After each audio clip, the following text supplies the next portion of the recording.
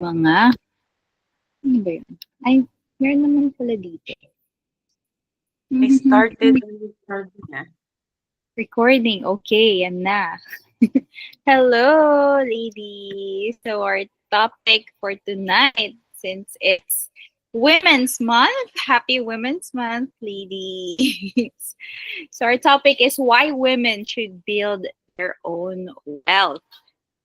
So yeah, actually yung nakita ko nga yung sa chat, parang feeling ko, gusto din ni Jen to. Parang feeling ko si Jen nga din yung nag, dapat yata kay Jen na topic to. Pero wala lang, gusto ko lang din. Kasi we all wanted to build our own wealth. So yes, it's for us women, we have a lot of things in mind. We have our own needs, our wants, our family that we want to support. And ang dami nating gustong gawin. And every day in our lives, kailangan talaga natin ng pera. Of course, unless titira tayo sa bukid. Pero kung titira sa bukid, alam naman natin na mahirap din doon yung medical access. It's every woman's story, yes. Yun. So, yun. So, whether we like it or not, kailangan natin ng pera. Mukhang pera.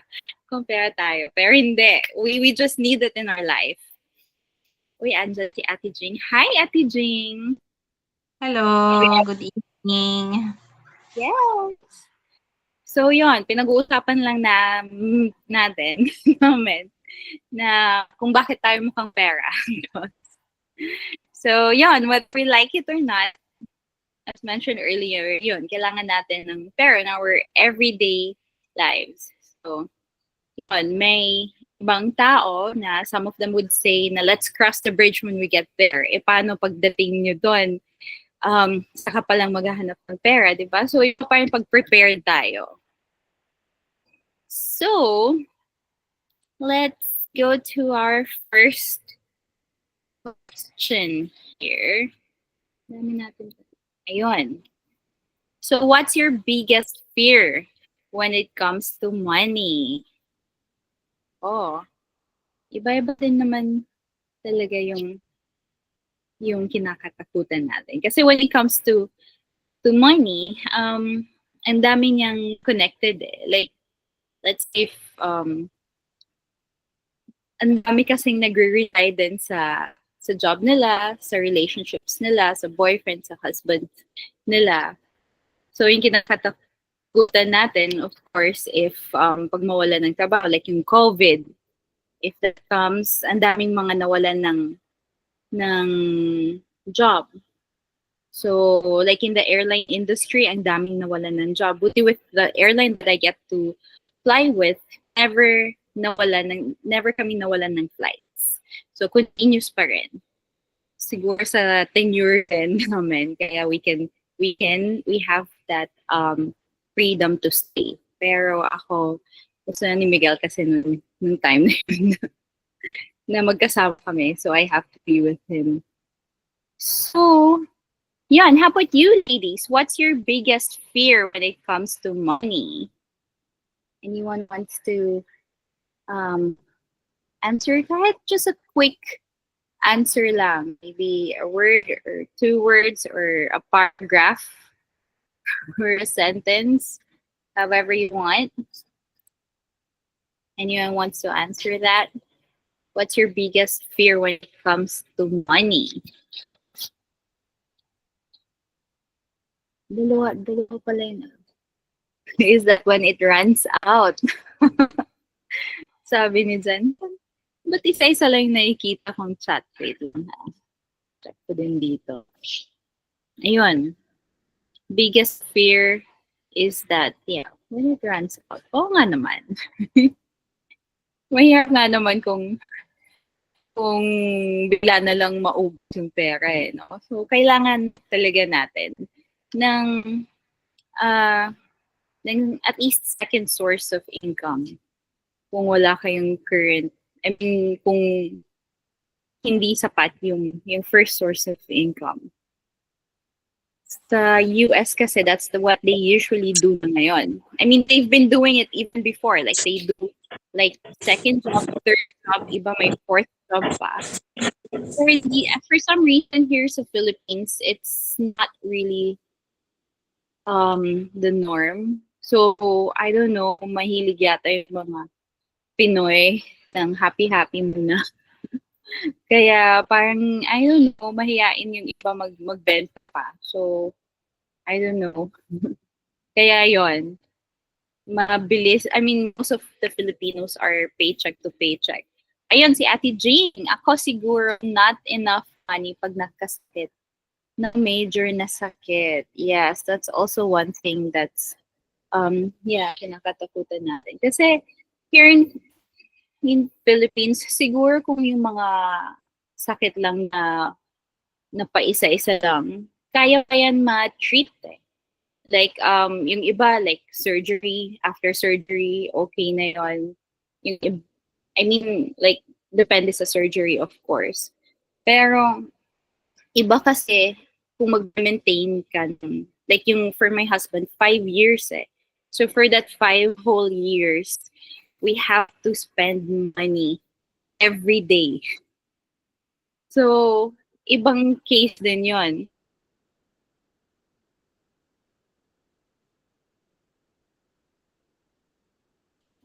Sa unang sakit pa lang, not, not to have enough money to prevent illness or para hindi po. Not to have enough money to prevent illness. Yes. Pwede naman i-prevent it. Lifestyle. Lifestyle then, exercise, and of course, the supplements. And yung gulay. Eating gulay. I think, yes, ganun din. Kaya ngayon, I'm doing my best to religiously eat more gulay than I used to eat. I love yung gulay, medyo, yung younger ako, hirap talaga kung hindi mo ako mapapakain ng gulay. Pero ngayon, I think, pag tumatanda na, mapipilitan ka talagang kumain ng gulay. Pag naramdaman mo na yung mga sakit-sakit, nagsisilabasan na yung mga sakit. Or para hindi FOMO life event. Yes. Like ngayon yung tita ko nasa hospital, yung tuhod niya, as in, kaka-opera pa lang. Nakikita mo na hirap talaga siya. I mean, for some people, kaya nilang magpa-opera, pero may mga kilala din ako who can't afford to have that operation for a knee replacement. She spent more or less somewhere around 1 million for her knee replacement, and it's still continuously spending for that. Isang tuhod pa lang yon. E paano pa sa kabilang tuhod ulit? Another labas na naman yan ng pera. 'Di ba? So, yun. Ang hirap. Kaya yung mawalan ka ng choices sa buhay kasi wala kang pera at dependent ka sa darating galing sa iba. Yes, that's true then yung yeah, we get to notice then na kung sino din yung may pera, yun yung nakaka-decide talaga on what to do. So they have the freedom of choice on on the decisions on things. Like kung ano yung gagawin. So like for the treatment, like example like my husband, kung may cancer ka, ang daming treatments, ang daming pwedeng gawin for cancer. Pero yung karamihan ng ginagawa ng iba is diretso agad sila sa chemotherapy. Wherein there's a lot of other treatments pa that you can do. Depende din sa cancer. So, yun, pag diretso ka sa chemo, depende din sa stage, I mean, like for Miguel, at least he was able to pick his choice. Mag-radiation muna. Mas mahal yung radiation, pero mas effective sa kanya. So kung nag-jump ka agad ng chemo, ayaw niya yung feeling ng chemotherapy din. I don't know for you guys or if you know anyone who experienced chemotherapy. Grabe talaga, as in sobrang parang gulay ka. Maawa ka talaga sa loved one mo. Ayun, yes, let's move on with that question. Next, how do you feel about the idea of being a financially independent woman? Yan. Ano yung, ano sa iyo? How do you feel? Ano sa pakiramdam mo? Ang hirap na may Tagalog. How do you feel about the idea of being a financially independent woman? Yon, free, of course. Yes, free. Freedom of choice din eh, no? Free, yeah. Like, for us women, syempre, ang dami din natin mga gusto eh. Let's say kung pupunta lang tayo ng mall, ang dami natin nakikita sa mall. Dumaan ka lang kung saan-saan. May makita ka lang mga shop for shoes, for bags, for clothes. Syempre, ang dami natin gustong bilhin. Pero sometimes it's also holding us back on the choices that we have to make. Like, kung anong klaseng damit yung bibilhin natin or kung bibilhin ba natin or not. But if we have freedom to choose, masaya. Masaya sana. Free. We're free. And what else? Anyone wants to answer that? Then, how do you feel about the idea of being financially independent? Jen, nag-on ka ng camera. Ay, Coco. So sa akin parang wala namang ibang choice, right?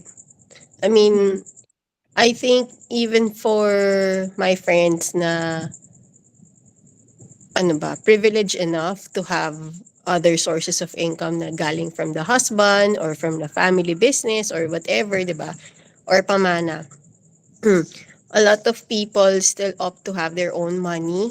Yung parang, ewan ko if you've heard about it, na dapat as a woman, meron ka pa rin sariling bank account. It doesn't have to be a secret bank account, but kailangan sarili mong pera. Kasi you'll never know eh. Parang, I mean, it's really nice if the guy can provide for all of the needs of the family, like pati yung future savings na pwede niyong ipang-invest para just in case na he goes out, kumbaga, nawala na siya, 'di ba? Na merong pagkukuhanan yung family niya. Kasi maraming situations wherein, kunwari, they do rely somehow sa insurance money kung meron man. Pero more often than not, yung insurance money is never enough. So, it runs out very quickly, right? So, marami dyan yung mga situations na yung mga single moms, tapos meron na silang mga ilang anak, tapos wala na si husband sa makabilang buhay na, 'di ba? So unfortunately, ganun yung mga situations.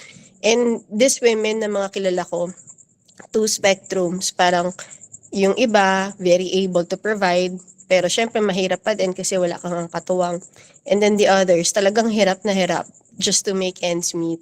Kasi nga hindi dahil sa babae sila eh, but mahirap talaga na single economy, single earning individual for a family na medyo malaki, right? Kahit nga minsan siguro solo ka. Tapos, I mean, I guess if you're starting in your life, di ba, as a young professional, kumbaga fresh graduate ka, even yung unang sweldo mo, minsan hindi rin naman kasya eh. So, yun lang talaga yung realities. Yung lifestyle na gusto natin, na medyo komportable, medyo sagana, I mean, not even sagana eh. Yung medyo komportable man lang, yung pwede kang dumating sa isang pupuntahan mo nang hindi ka hulas na hulas, yung ganon. Or at least kumakain ka 3 beses sa isang araw na medyo may sustansya naman, di ba? Mahirap talaga, lalo na kung magsisimula ka sa maybe 4 digits, 5 digits na lower end. Yun. Yun lang. Thank you. Naman. Thank you, Jen, for sharing that. Oo, we need, pagkakain tayo, syempre, yung pipiliin natin yung mga masustansya. And also the lifestyle, yes, I would agree on that. Nagbabago din kasi yung lifestyle, depende din sa atin eh. Like, I mean, like, unang panahon, hindi naman uso yung mga travel every now and then, nung unang panahon. These days, parang gusto na natin mag-travel, mga once, twice, 3 times, 4 times in a week. In a week. Wow. Pag flight attendant pala yun, in a year. Yes. Pero pag na-influence din kasi tayo ng, ng internet, ang dami nating gustong gawin. So, yes, iba-ibang nagbago na din kasi yung trend ngayon. And yes, thank you, John, for sharing. Like, yes, mahirap yung single earning sa family. We can't rely on one source of income unless yung asawa mo si Atong Ang. Di ba? Or mga kuwang ko. Yan. Paano kung si Kung Sung Hee? Yung na yung asawa mo. Pag naghiwalay kayo, good luck. Demandahan. Mahirap na. So yes, it's sad na a lot of women would also stay in a relationship or stay married with PTS dahil hindi nila kaya ng walang support from their husband. So nagtitiis sila kahit abusive, kahit battered wife sila. And may source din yun, di ba, na it's also the number one source of failed marriages is money. So, yun, if we have our own money or if we have another source of income in the family, at least you can also have your decisions, may voice ka din. Have you noticed as well? Kung sino yung may pera, yun yung may voice, yun yung may say talaga kung anong mga decisions na gagawin. Usually, yun yung pansin din. And yes, next question. Ang dami ko pa dito. Ayun. To Second. add something, Coco. Yes, go for it. Yung pansin yung raised hands. So yung question, how do you feel about the idea of being a financially independent woman? I think sobrang swerte natin, our generation, kasi yung mindset about having our own money is now, becoming more and more popular. Na, I guess, decades ago, it was mainly that the man is the breadwinner and the woman just depends, basically. So for me, pag financially independent ka, whether you're single or you're married or even you're at a very young age, it's the freedom to make decisions and that yung pag meron kang gustong bilhin or meron kang gustong gawin, meron kang gustong puntahan, I think when we feel na meron tayong control over the choices, like yung mga na-mention nyo nga, is, parang mas nagagawa natin, mas nalilive up natin yung potential natin as a person when we don't feel limited by something, when we don't, siguro one of the things kasi na napansin ko, working with a lot of women, and being around a lot of women is having to ask for permission for a lot of things. And I think being financially independent changes this. There's a lot of fear that comes in pag feeling mo you have to depend on someone to spend, let's say, simple na nga lang, yung sa food, di ba? When you have to depend on someone on what kind of food you want to eat. Kung mahilig ka magluto, what kind of food you want to cook. And it parang piles up yung fears sa'yo that you're not able to live your life to the full and you're not able to enjoy your life. So I think yung idea of being financially independent, it sets you free, basically, to be totally yourself and pursue yung mga gusto mong gawin sa life mo. So I don't know if that made sense, but yun yung Made a lot feeling of ko sense. about the idea. Galing. Thank you, Ava. Grabe. Yes, oo nga naman. Permission for a lot of things. Oo, kasi, I don't know, for some reason, yung mom ko kasi at first nung nanganak siya sa amin, naging housewife muna siya. And then, yun, she has to ask permission first from my dad, bibilhin. As in, tipid na tipid talaga. Pero nung nakatrabaho na siya on her own, she gets to spend whatever she wants, do whatever she wants then with her own money. I think that's really a big thing then for us women that we can do. Na we are free to do whatever we want then. Ayun si Marley. OMG, I was witness to the relationship when it just started. Sad for kids. Kaninong relationship? Yung kina-consume ba? Or, yes, it's sad for kids. Yeah. Yun. And yung sabi ni Ava din kanina, you can't enjoy life to the full. Then, if you're not, kasi limited ka eh. Let's say, if you have just limited amount of money, like nung college days ko, syempre, masaya na ako nun na sa bakery lang yung merienda namin. Pag sa amin, nung panahon na yun, pag mag-McDo, masaya na kami. Big thing na, luxury na namin yung McDo. Pero I don't know, I get to enjoy a lot of things when I was college. Masaya na ako sa ganon. And yes, you can, yung iba naman, like going to parks, okay din naman. Yes, masaya yung going to parks. Pero depende din sa parks na pupuntahan mo. Like kami, minsan pumupunta kami sa Quezon Memorial Circle. Nakakatakot din siya kasi hindi mo din alam na maya't maya baka may mawala sa'yo, maya't maya kailangan mo i-check yung bags mo. Pero yeah, it depende din sa kung how you take care of her. Then, anyone wants to share pa? I mean, may gusto pa kayong i-share about how do you feel about the idea of being a financially independent woman? Zane, yan. Kasi Zane, sige. Ako, kasi di ba syempre pag may stigma kasi before na pag may asawa ka na, hihingi ka lang sa asawa mo or bibigyan ka lang niya. Di ba? So parang siguro at yung point ng life ko na lumalaki na si Rain, tapos parang hindi na ako kontento sa humihingi lang. Parang there's a point in my life na parang ano ba yung worth ko as a person. Parang tinatanong ko na yun sa sarili ko. Kasi di ba hindi naman ako nag-work.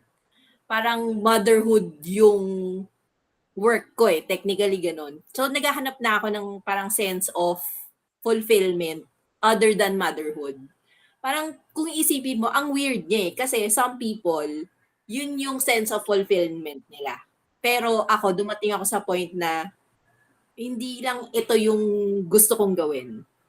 So probably nung time, it was I think MySpace or Multiply era, kung natatandaan niyo yung era na yun.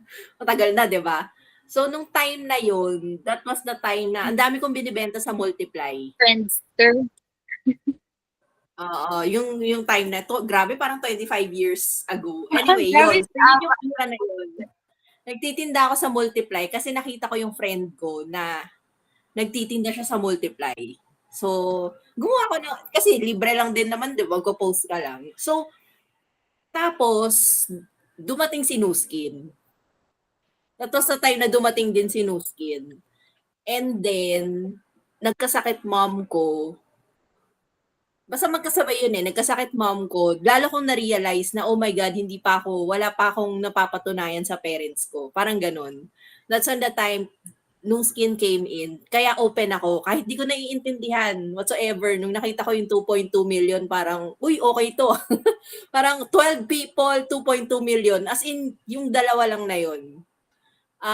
Kaya ako naging open. Open ako for learnings, open ako sa BOM, lahat, NDT, trainings, nandun ako. Kasi, feeling ko that time, eto na yon. Eto na yung way para maka-give back ako sa parents ko. So, probably siguro matagal, sobrang tagal din. Ang dami kong unlearnings. Unlearning. So, probably after siguro 5 years, 3 to 5 years, hindi ko na matandaan. Isang Christmas, binigyan ko ng cash parents ko kahit hindi nila kailangan. Kasi pinaghandaan nila yung retirement nila eh. So parang, pero yung sense of fulfillment na nabigyan ko sila. Kasi para dati joke sa akin is ng tatay, kasi di ba nag-asawa ako agad. So parang ang joke niya sa akin, hindi mo man lang kami na libre sa first sweldo mo. Parang ganun. So parang nung time na from no skin na siya, sobrang saya ko kasi kahit hindi niya kailangan, for sure, for sure, kahit hindi rin niya sabihin, kasi syempre Chinese hindi vocal eh, 'di ba? Or whatsoever. Hindi vocal eh. So, pero I'm sure, masaya sila nun. Kasi, for the first time ever, nabigyan ko sila. Something like that. So, thankful talaga ako eh, na may new skin talaga. Kasi, feeling ko, kung hindi siya dumating, hindi ko alam kung ano pa yung path na malamang meron nagbebenta pa rin ako sa Multiply, but I'm not sure kung yung amount na yun is makukuha ko from the Multiply selling ganon. So, ayun. Yun sa akin, new skin lang. Oo, Kasi doon si ako Renz unang naman, Diego. oo, kasi si Renz naman typical lalaki na parang pwede ka namang hindi mag-work eh. 'Di ba? Usually ganun yung pangalalaki, mga asawa na pwede ka namang hindi mag-work, I can provide for you. So buti na lang dumating din siya sa point na naiintindihan na niya ako na hindi ko to ginagawa, ay ginagawa ko to for myself. Parang ganun. Kasi usually naman, 'di ba, typical obstacle ng dream stealers eh, na parang ba't ka ba nagpapagod? Pwede ka namang yung typical technically dream stealer talaga eh. So, pero nung naintindihan na niya na ginagawa ko for myself, di mas naging okay siya. Kasi kung hindi niya yun naiintindihan, mas mahirap talaga. Mahirap talaga mag-work for yourself, 'di ba? So, maganda rin yung sinabi mo kanina na aware tayo na some women na it's either battered sila or nag-cheat yung husband nila, tapos wala sila, as in zero. Kasi umaasa lang sa ano, 'di ba? Nababasa ko kasi mostly is sinasabi nung nag-a-advise sa kanila na mag-ipon ka. Hindi sila nakakaalis agad sa relationship kasi nga zero sila eh. Walang hawak na pera, tapos parang wala ring, parang pag umalis sila sa relationship, paano yung anak nila? Wala siyang mapapakain. Or pag umalis siya sa relationship, kasi ang bilis sabihin na, umalis ka na dyan sa relationship. Ang hirap eh. Parang saan ako pupunta? It's either tatanggapin ka ng family mo or nahihiya kang bumalik sa family mo kasi ayaw mong i-share sa kanila na ito yung napangasawa mo. Technically, ganun. So, maraming merong mga anak na hindi makaalis sa relationship. Kahit ang bilis sabihin na umalis ka na dyan. Pero kasi zero sila. So, okay talaga at this point na yung sinabi ni Ava na aware na dapat yung mga women ngayon na kailangan meron talaga sila. Yung 2 household income na talaga dapat ngayon. Kung maigo yung asawa, nako, dapat hindi. Otherwise, sobrang hirap. Kasi hindi mo alam eh. Ako, buti na lang nandyan si Nungsky nung hindi pa namin kailangan. Kasi nung time na pandemic, parang sabi ko kay Renz, huwag ka nang umalis. Kasi nakakatakot eh. Parang March 15 yung lockdown, di ba? March 8 dapat aalis siya sa cruise, papaakit ng cruise ship ulit. Pero hindi ko siya pinaalis.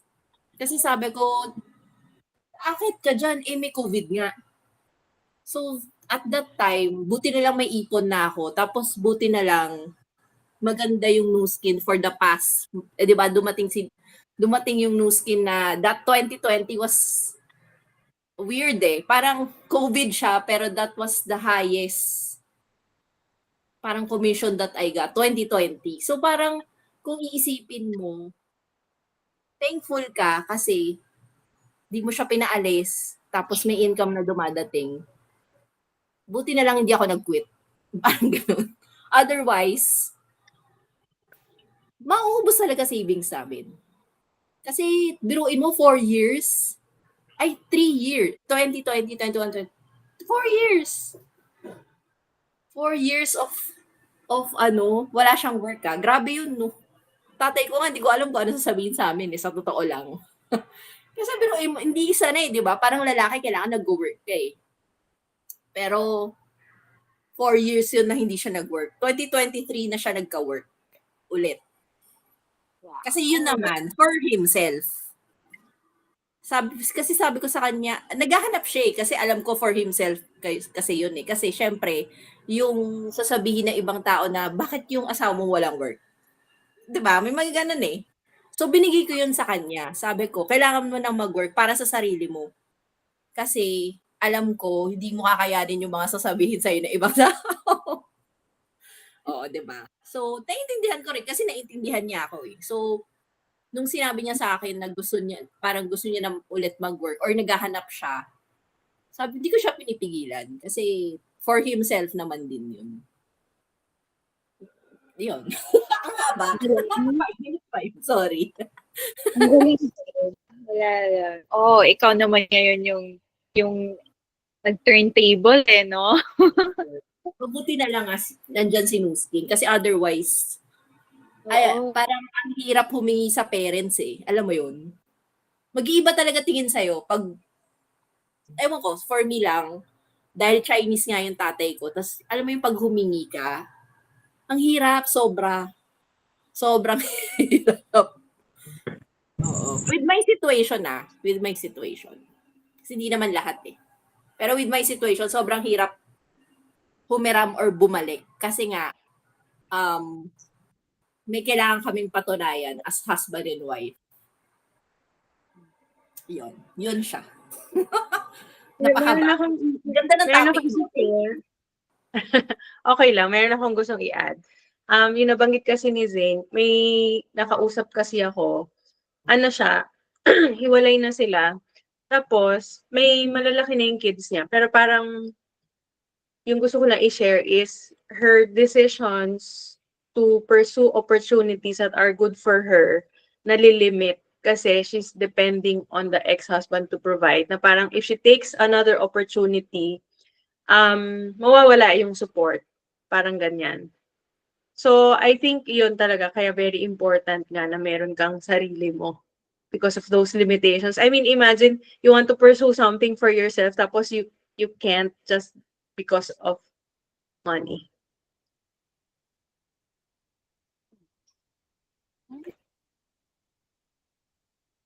Ayun si Jen, nag-raise hand. May share lang din ako. Meron akong kakilala na sobrang, ako yung nahihirapan for her kasi gusto niya mag-new skin pero hindi niya magawa kasi ayaw ng husband niya. Pero yung husband niya, hindi naman kaya mag-provide for her. In the sense na siya kasi gusto niya magtrabaho para magbigyan niya ng panggastos yung tatay niya na may cancer. Grabe, no? I mean, for the sake of you being a homemaker, ililimit ka ng asawa mo at the cost of your loved one's life. Hindi ko talaga ma-imagine yung situation na yun na full of resentment, full of anger, tapos wala siyang magawa kasi yun, gusto niya maging obedient wife. Alam mo yung when religion is used against you, yung parang ganon yung situation nila. Yung husband niya ay pastor sa isang malaking Christian group. So anyway, yun ang nangyari. Ang hirap din. Na ganon. Iba-iba din yung situation talaga eh. No? Thanks for sharing, Jen. Zane and Ava. Grabe, ang dami kong natututunan. Yun. Anyone else? Ayun, si Marley, may juicy chismis. Ayan, Kansungi was my contract account and the ex had a plagiarized design contest winning entry prior to break up. So other than power play, income disparity, her credibility was questioned. During COVID, I overheard my neighbors say, pag wala kang pera, wala ka. I am father to a special child. Random talaga. Yun. Ang daming alam ni Marley. Oo. Yun. Ganun naman yung nangyari kay Kung Sung. Hirap pronounce Kung Sung Hee. Yun. Thank you for your sharing. Grabe, ang dami natin usapan with that. Anyone wants to add more? before we move to the next question. Ayun, meron palang guest na papasok. Baka pumasok ito.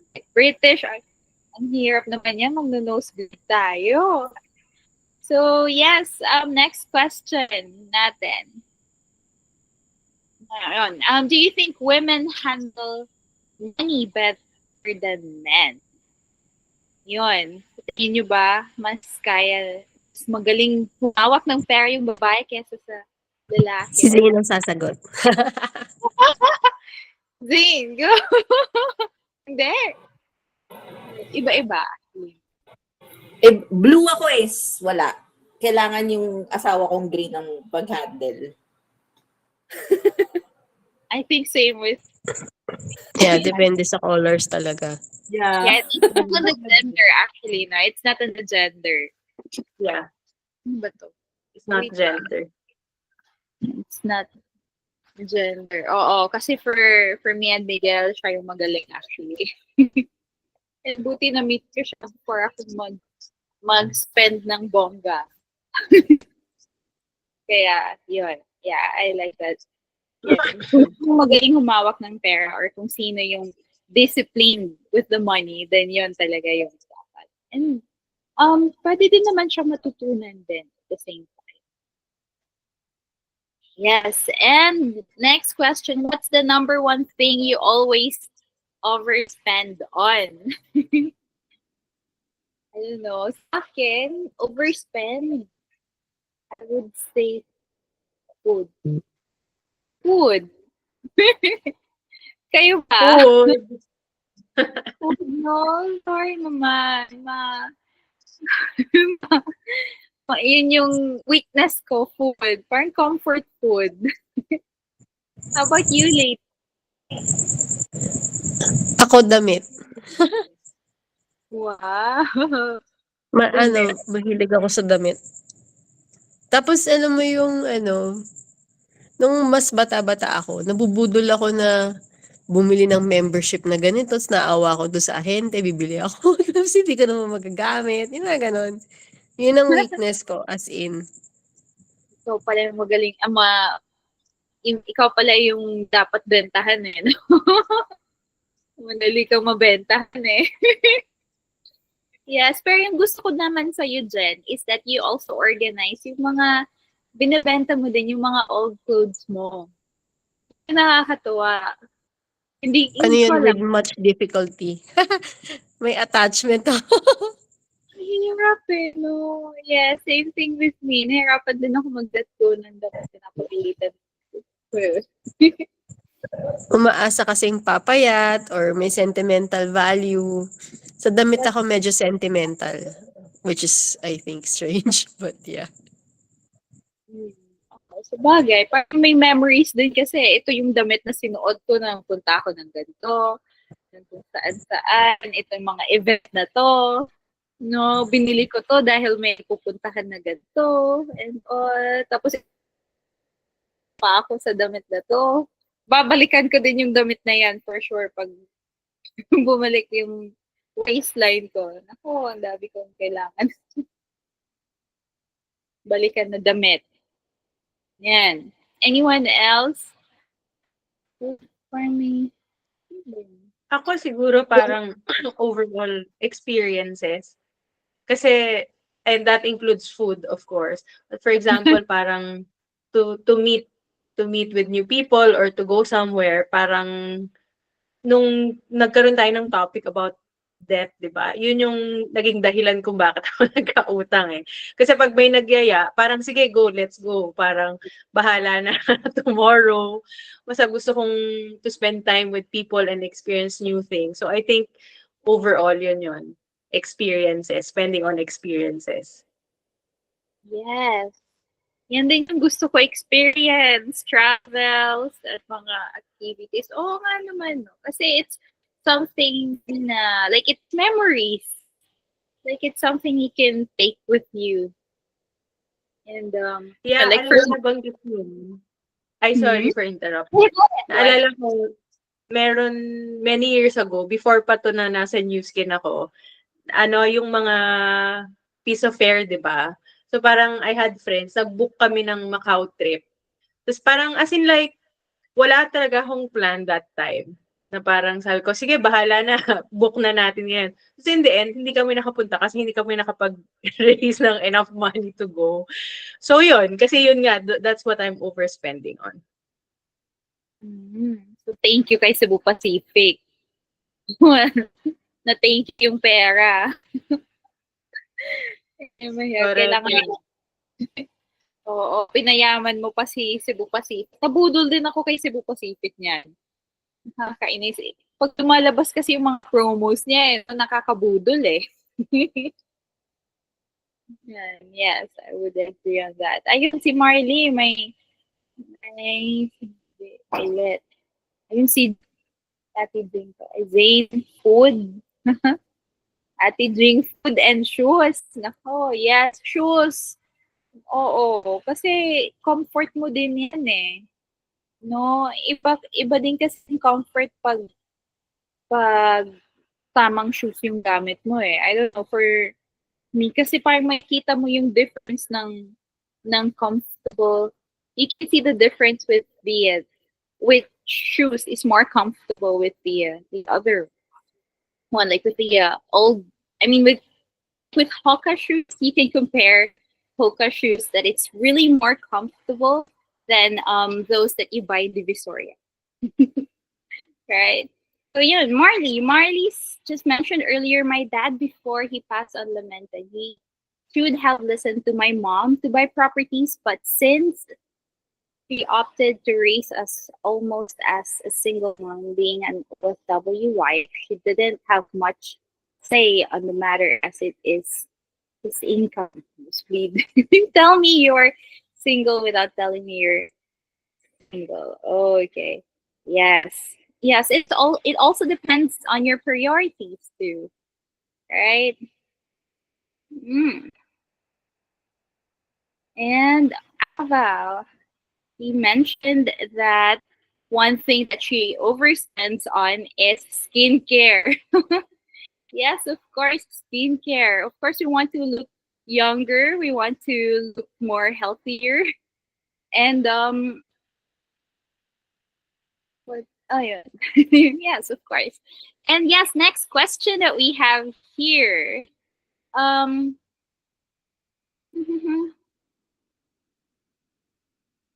Here, this one's really interesting.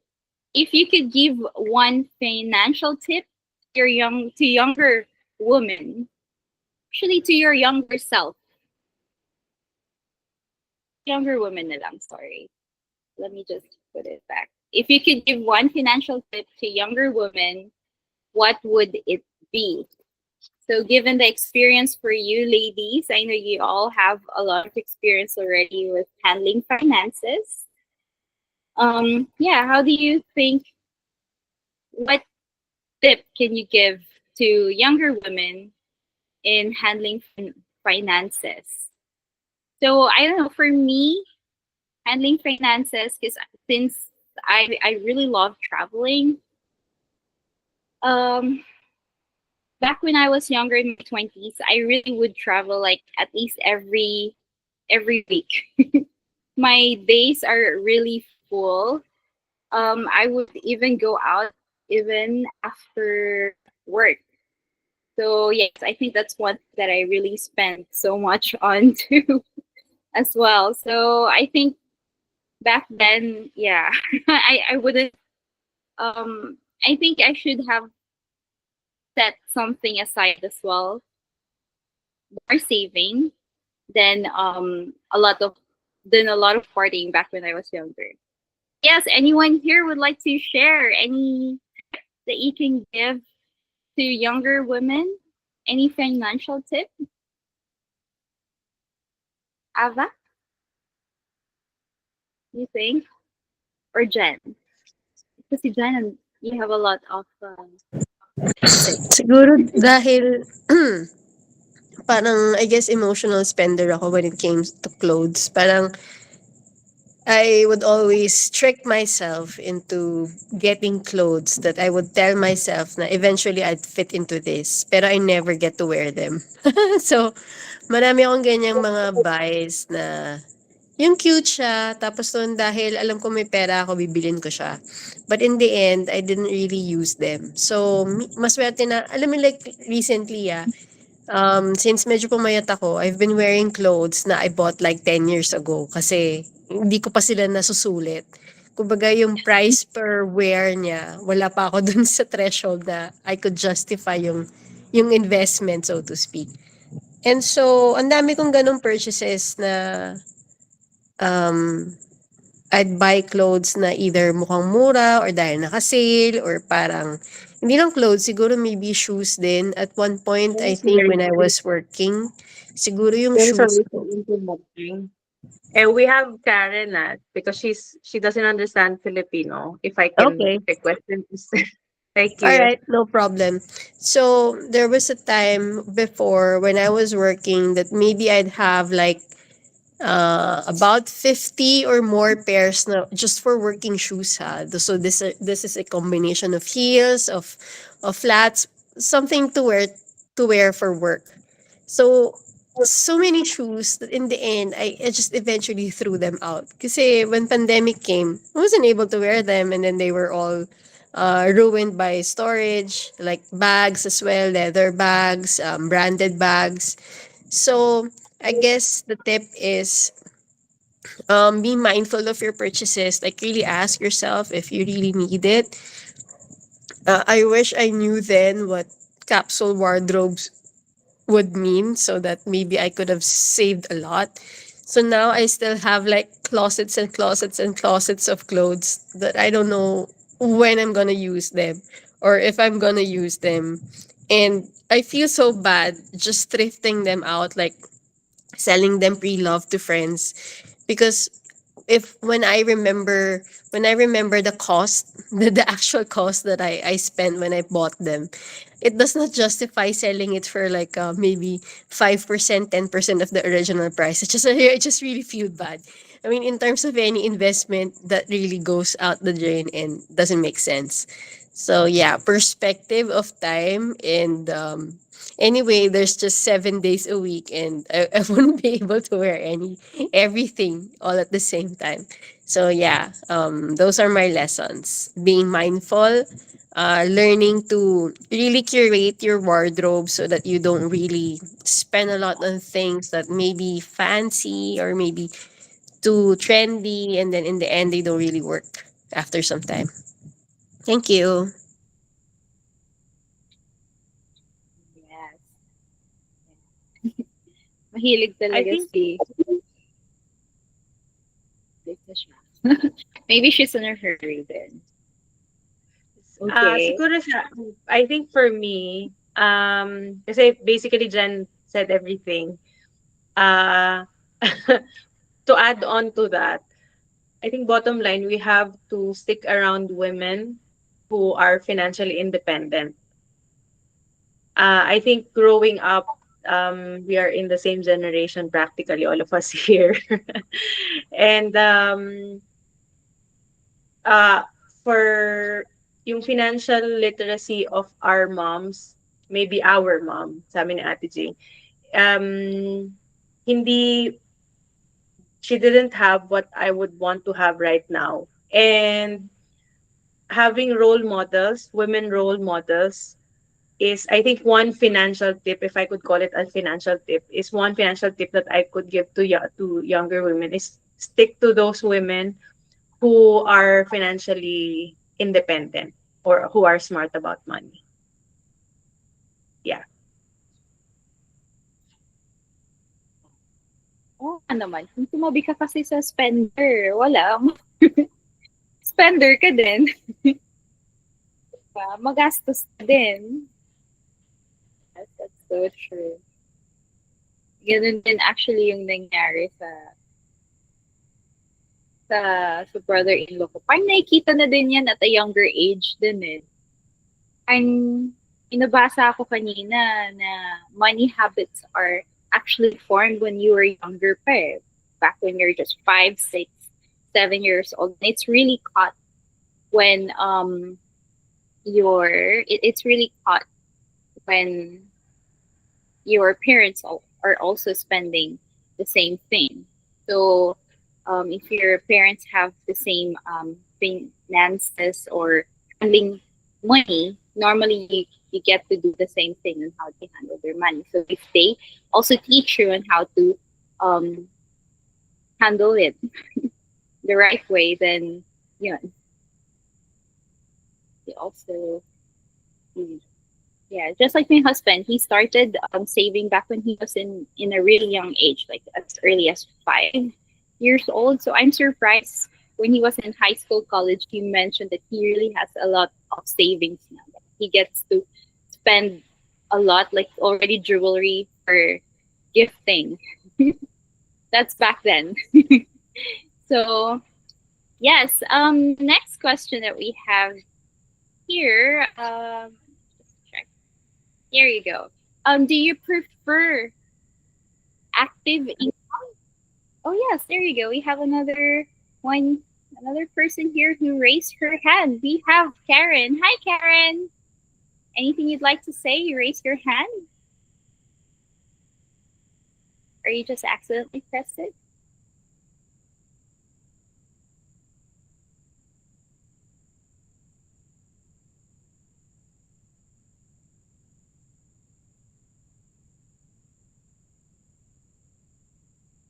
Okay. I don't know.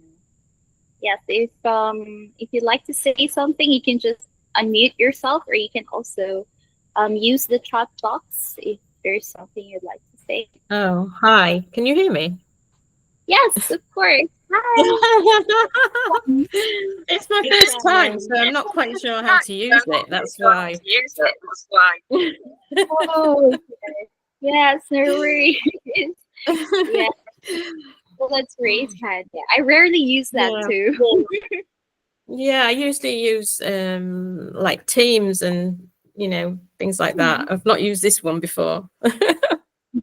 Yeah, I also recently started this. Oh, Teams. So sorry, where are you from, Karen? I'm from the UK, but I live in Athens. In Athens? Oh, nice. Oh, wow. Nice. Yeah. Welcome. It's nice to have you here. Yeah. You're from the UK, yeah. Yeah. Yeah. Oh, nice. Where in the UK are you from? The centre, the centre, near the Oh, centre. in London. Yeah. Near the Oh, Acropolis. Oh, I miss London. I used to visit London back then, and I love it during Yeah. Christmas season.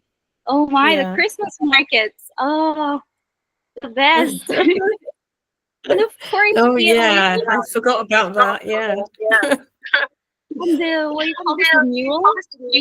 We used to have that. The hot wine. Oh my, that's my favorite. Oh yeah, the mulled wine. That was it. Yeah. Mule wine. Yeah, there you go. I don't know how to pronounce it well.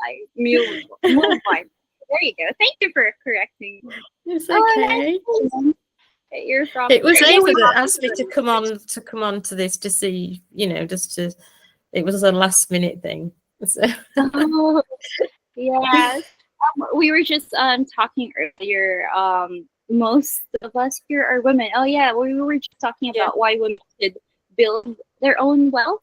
So we tackled earlier that yes, it's for us that it's best to have your own financial independence, so you can have your own freedom on to spend on what you want in life. So yeah, that's what we've been trying. Yes, and we've been having our questions here in the last one. Right here. Karen actually has she's selling vintage clothes. How do you call it, Karen? She styles, she I'm a puts together. stylist. Yeah. I used to style in the UK. So for those of you who like clothes,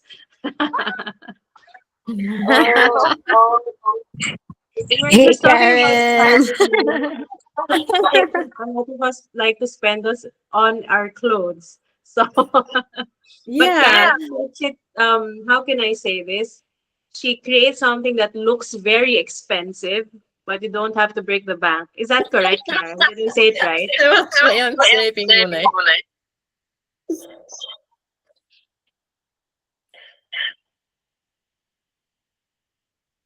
Well, I think also it's about you don't need to spend a lot of money, and you know, if you mix a bit of vintage clothing in with other things, and you know, it's often the items are a lot cheaper, but the quality is better as well. So you're not spending as much money, so you're kind of saving money, and you're buying quality items that last a long time. So yeah, so I think that's a way of saving money. I like how you said that. Yes. Oh, nice. I would love to see how your designs are too. Yeah, Jen, Yeah. earlier, one of the ladies was also talking about clothing as well. Yes, 'cause earlier we asked some tips on how you can save, or what's one thing that you overspend on. And Jen mentioned earlier, I mean, others spend on food, like myself. I overspend on food. I love eating. But Yeah. for here, she mentioned that she loves clothing. So yeah, it's just something that we as women would really spend on, really, like clothing, bags, shoes. It's just something Yeah. where it's hard for us to say no, huh? Yeah. Yeah. Yeah. Okay. Yes. For our online session, we're actually towards the end of our session already. It's 9 here in Philippines. I'm pretty sure it's somewhere around 4 p.m. in your time. Is it right? Yeah, 3. Yeah. Yeah. Yeah.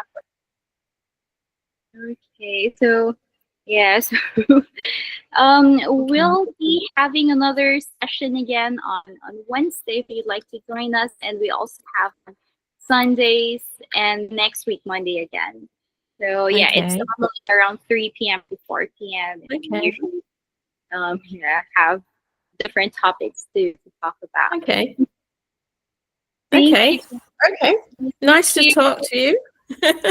Pleasure. Pleasure to talk to you as well. Nice to have you. Thank you.